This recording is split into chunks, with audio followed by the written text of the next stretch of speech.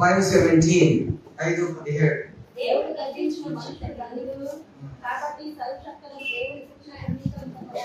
ఆయన గాయపడే గాయం పట్టును, ఆయన గాయం చేయు.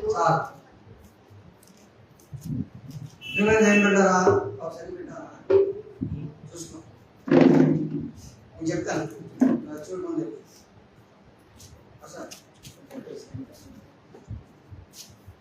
చాలా సార్లు మనం ఏమనుకుంటుంటే గద్దిస్తే ఏమైపోతుందో, గద్దిస్తే గండ్రేమో అని అనుకున్నాం. కానీ దేవుడు గద్దిస్తే అది చాలా ఆశీర్వాదం. బైబిల్ చెప్తుంది. చాలాసార్లు ఏమనుకుంటుంటే దీవించబడిన వాళ్ళు ఎవరు దీవించబడిన వాళ్ళు ఈ లోపల అనుకుంటే,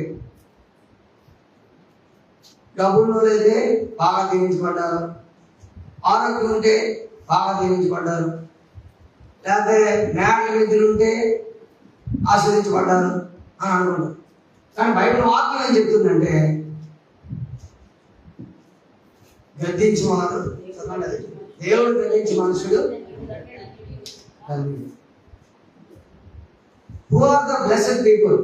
ఎవరు ఆశ్రయించబడినవారు? మనకందరూ తెలుసు మత్తయి సువార్త 5వ అధ్యాయంలో మొదట 10 మాటలు కూడా దేవుడు దీవెనలు అని చెప్పాడు.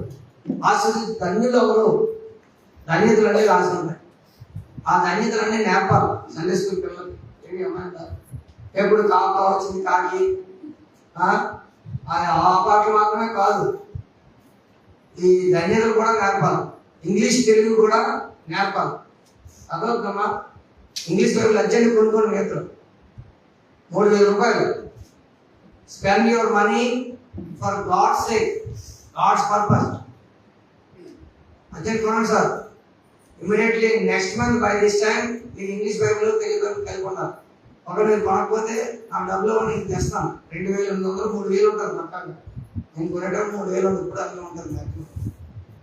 కాబట్టి ఇంగ్లీష్ తెలుగు బైబిల్ వాడండి. So who are the blessed people?